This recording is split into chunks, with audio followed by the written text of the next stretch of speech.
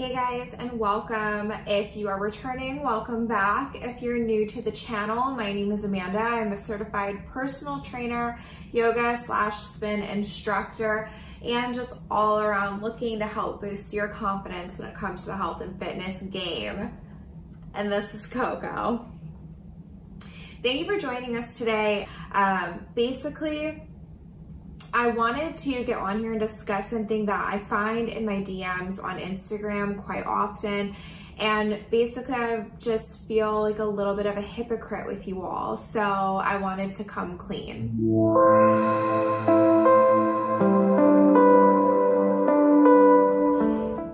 One of the biggest things that I get in my DMs is, how do you feel confident in the gym? How do you know what to do? How do you not feel too self-conscious? How do you feel good in your own skin? Things like that.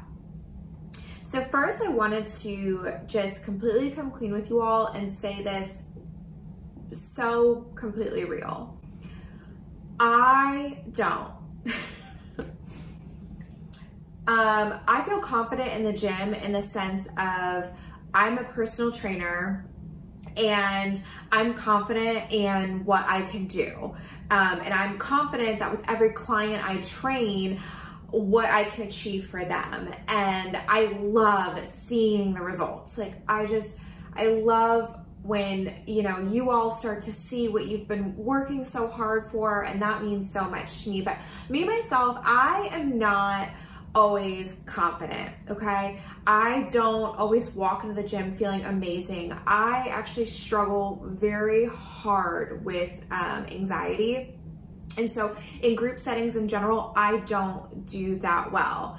I actually go to the gym before it's open because my first set of clients are right when the gym opens. So I get my workout in typically before anybody else is there.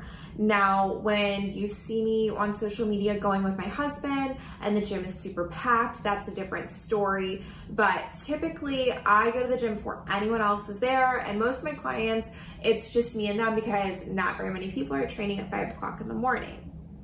So that would be my first tip to you all. If you are struggling with getting to the gym and the gym is the only way that you know you're gonna get your workout in, find a time that's less busy or find somebody who helps take that anxiety away a little bit. So I go when there's no one there, and that definitely helps because it's very hard to feel self-conscious when nobody's around, right? But B, when I go and it's super packed and busy, it is nice to have my husband there or to have, a friend of mine where we can kind of have a good time together and you forget that anxiety that you're having. The next thing is, I would be lying to you all if I said that I always practice what I preach. So let me explain that. I always tell my clients that I don't want them saying anything negative. So anybody who's ever trained with me will tell you that the second negative self-talk comes out of their mouth, I will shut it down. I do not like it. I like nothing about negative self-talk, and I don't think that it is self-serving. I think it's something we need to get rid of. That being said, I struggle with that as well, you guys. And I want to be real with you all today because I'm hoping that this will help you. So I'm not the most confident person out there. I do struggle with my own anxieties, my own insecurities, and I also find myself with that negative self-talk. I try so hard to keep it like raw and give you guys something legitimate to look at and work towards because I don't want that facade. I want to be real with you all. So there are so many times that I look at myself working out and I don't like the way that I look. I feel like I should look thinner. I feel like I should look more toned. I'm, bloated that day and I'm like disgusted by myself just in general. And it's very, very hard. And part of that is body dysmorphia, which if you haven't heard of body dysmorphia, it's neurological, psychological. I'm not a doctor, but you see yourself differently than what is real. So oftentimes, you know, we all have that friend where you're like, oh my gosh, you just always look great all the time. You know, I would love to look like you, but that person might look in the mirror and not see what you think they should see. You know, they don't see what you see. And so when you say that to them, they don't agree. And it is something that we should be sensitive of, because that is why there's so many disorders out there as far as eating and binging and things like that. So I try to shut that down right away, because I'm sitting here telling my clients that. So I feel like I should practice that myself. But you guys, it's hard. It's very hard. And so I don't ever want you to look at me and think I'm the picture of confidence, or I don't struggle with these things, because I do. And just because I'm a personal trainer, and just because I'm in that health and fitness industry and I have a lot of backing, doesn't mean that I don't feel these things and I don't, you know, have those moments like you have. Everybody has them. The most confident person in the world still has insecurities. And that also brings me to social media. Social media is so awesome. It connects us all. I've met so many of you amazing people through social media, and I love hearing your stories. I love when you send me the DMs. I've started training different people that have met me through social media. So I think it's a phenomenal tool, but it is something that we need to remember. Social media is a very specific outlet. And what that is it allows us to share the most wonderful things. And some people share the most awful things, but oftentimes social media is the wonderful things in our life. People's vacations, people when they're feeling themselves, they got a new outfit, they got a new car, they got this, they got that. It's always something great in their life. And so when you scroll through, you're seeing only the best parts, right? Only the best things, the best days, the best times, the best angles. Okay, we do not typically choose to post unflattering photos of ourselves. So we all remember Khloe Kardashian, huge in the public eye, got very upset about a photo that was posted of her in a bikini, and she got a lot of backlash from people saying, like, you know, there's people who have body image issues and you have this amazing body and you don't want this photo posted of yourself, but like, take a step back. She didn't feel confident in that photo. She didn't like the way that photo looked and she didn't want it posted.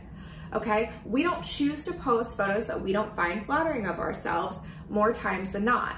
So when you're scrolling through social media, if you find yourself in that anxious dysmorphia phase, take a moment to remember that that's a good angle. It might be edited, people. It's most likely edited, especially if you're looking at more of the public eye profiles. So try not to give yourself that I don't even know the word. It's like that false sense of hope and everybody should look this way, because there's a lot of factors going into that right now. Social media is unfortunately giving us not a good body image to be going off of. I think it's very toxic. It's hard. So that's honestly why, besides posting my photos where I'm like, you know, the other day I was like, yes, like mad shoulder pump, it's coming through, it's looking toned, it's looking cut. But that's why if you guys watch my stories, I am raw. I am working out. I am moving. It is a video. Why? I cannot edit that video. And there are so many times I don't want to post that video, you guys, because there's a little bit of jiggle or a little bit of like fold over, and I'd be lying if I said that I didn't stare at it and watch it over and over and feel more and more self-conscious. I mean, let's be real, I definitely do not have makeup on at 4 o'clock in the morning. So I know I look like a prepubescent boy every time, but I honestly do that more for you all than I do it for myself. I want you all to have those workout highlights, but I also want you to realize that like, it's real. this is genuinely like a real, I put in such hard work. I train and I train others and I eat right. And we all have good days, we all have bad days, and we all have real bodies, and our bodies are different, and that is beautiful. Feels so good to get off my chest. Anyways, guys, I just want to be real with you all. I've been a little bit hypocritical. I am not that 100% confident person. I do not always practice what I preach.